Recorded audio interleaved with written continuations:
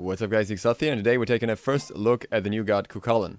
If this game doesn't go too well, do not worry, it doesn't mean that he's automatically a bad god. I'm gonna play him in jungle, but we're playing against a team of pretty decent players, and I'm pretty sure that they have the upper hand, like player-wise. But that's gonna be fine, we're just gonna look at his abilities, his VGS, everything, and just show how he works. Smashing! You're amazing! I can take on any foe! On my way. That's some of his voice lines. His Chu does the highest damage in regards to clearing everything early on. I did opt into leveling it a few times now, but I also think there's benefits in leveling the 1 first, as you will be able to not have to wait for the damage to tick, and you won't take minion poke for it. You will literally just throw it into the wave and clear. So we will see whichever works here. So this is the 1 clear. I have Bluestone because it procs on all his abilities, including the 2. But yeah, we probably still get out-pressured by a little bit here at least. As you can see, I'm just getting health potions because this god does not work with mana potions. Very interesting concept. He has some sort of rage instead, I would call it. Where for every ability you use, you get extra rage.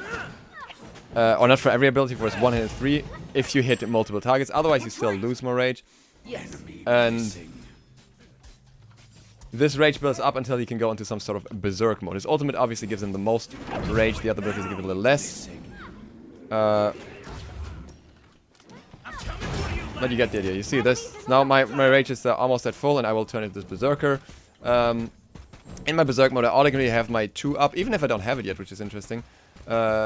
And I will have different abilities. For example, I have a Hercules style push instead. And as you can see, this is AoE swings? No. But as you can see, the Bluestone damage here ticked through as well. And it actually allowed me to clear that way and actually pick up this blue buff here. Very, very interesting overall. Very unique kid. And see what it does for us here, right? Probably won't have enough mana to kill him there, but yeah, he doesn't have much CC outside of his ultimate,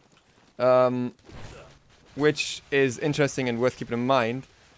So when we gank someone, we just want to have to like focus on the damage or be close to a full passive meter, because then obviously you can get CC that way, because in his passive he simply has more CC. No problem. And what else can I say about him? So his 1 is a line clear, as you already saw. His 2 is kind of a mystical male damaging tick, which has physical damage and a little bit of scaling. And his 3 is kind of this forward leap that deals a bit of damage. And his ultimate is a circle spin with a knockup. And all of that combined... Oop, this is going to be a lot of damage. I'm just gonna back here after this wave. Nope, yeah, this guy's coming in. Enemy missing. Enemy missing. It's not coming in enough. Oh, goodbye. That's exactly what I was afraid of. But oh well. We're so sorry. We'll just work with it. And as you can see, I can... Whoops, not what I wanted to buy. I can just invest into mana potions as well. I'm not quite sure why I restored mana there when I didn't hit a target. Pretty sure I should have to hit a target to restore any mana, but oh well. Maybe I just saw that wrong. Overall, interesting interaction with all the abilities. And we'll look into his passive meter a little more once we hit that passive level again. Which nope, not gonna be soon because he doesn't up. Probably can't fight this, because now my rage is not high enough to actually engage.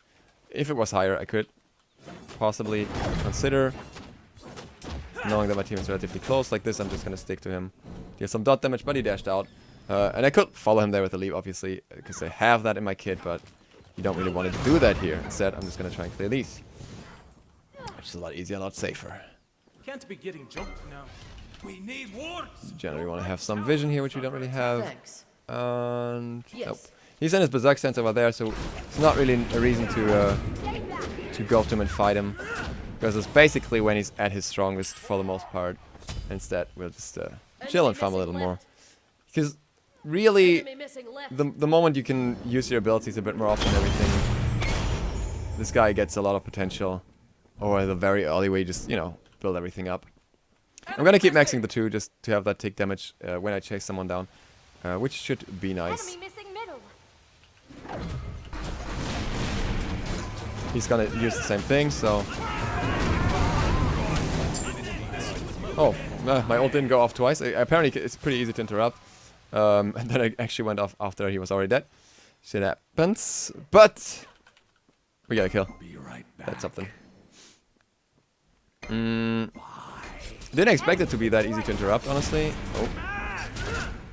I'm gonna go over there, but that shouldn't really matter for us. I'm just getting power boots. I could actually go attack speed boots on this guy as well. Seeing how it allows him to stack his rage a little bit faster, but then generally speaking, that's not where the majority of his rage is. I might die here. Yep, couldn't get my brace off in time. Very unfortunate. Well, Nox died with the ult. So I'm just gonna go into power here and abilities. I'll probably hope for some better fights a little later into the game. Or maybe not. From what it looks like at the moment. What I will try here is to see if I can actually go over walls. Yeah, I can. That's nice. That is a nice little plus. Obviously, using my 2 here burns a lot of the rage that I would have built up as well, which is always a bit unfortunate, you know. But at the same time, you can clear very nicely with your abilities, unless you got so much pressure from the enemy team that they even rotate onto you here. On my way.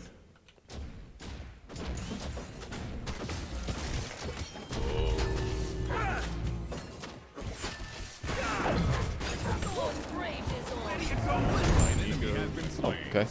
Not sure how I didn't get that kill, but it's whatever. We're getting this vision. And I'm on pretty high rage as well now. I can actually heal up a little more here, which is also nice. And we can see what we can do with that.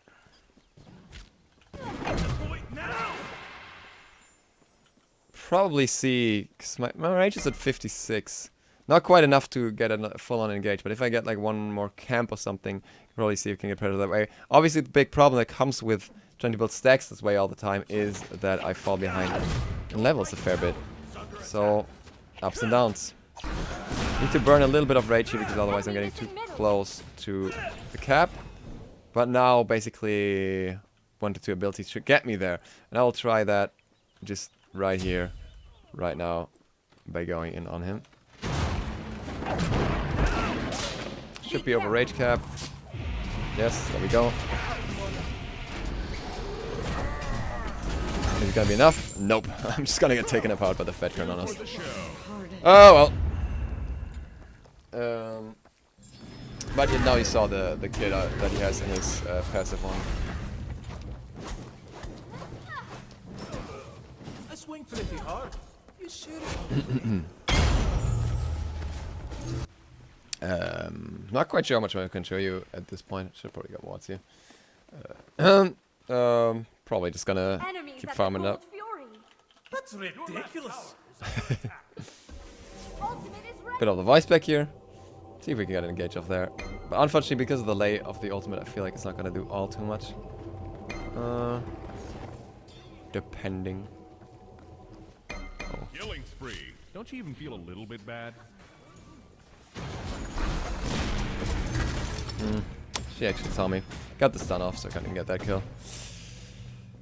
Thought I could get it in there with the speed buff. Catch her off, but okay. All right then. That's fun.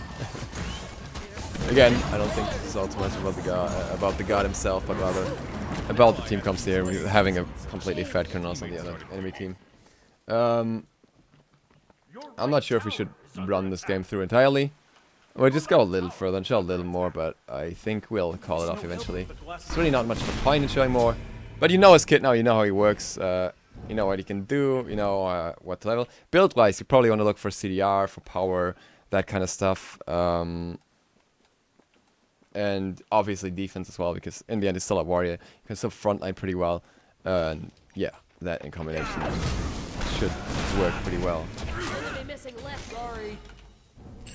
I would like to emphasize once again that you should not judge the strength of this god based on this game, because we literally just have very uneven teams and a very fat Kronos that I can't even kill like this anymore. It goes to show just how fat he is. Yeah, we'll just call it off here, because there's really no point in keeping on playing this. But you know what it looks like. We're gonna look at the lost screen as well. And, yeah. They have a decent idea of that too.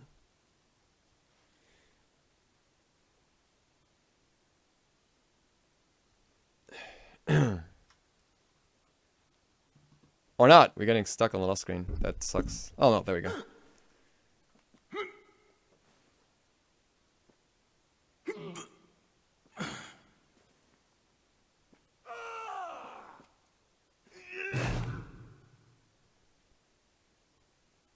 Huh. This lost screen is actually more interesting than the win screen, I gotta say. That's something. Alright. That's it for the first look for the god. Damage wise, see, he doesn't really fall off second in damage, and obviously didn't have the solo traits early on, so it's not weak, I wouldn't say. But yeah, that's my first impression. Thank you guys very much for watching. If you're watching this on YouTube and you aren't subscribed yet, feel free to click that sub button and maybe the bell. It really helps me out. Other than that, see you for the next one tomorrow. ZiSotto, out.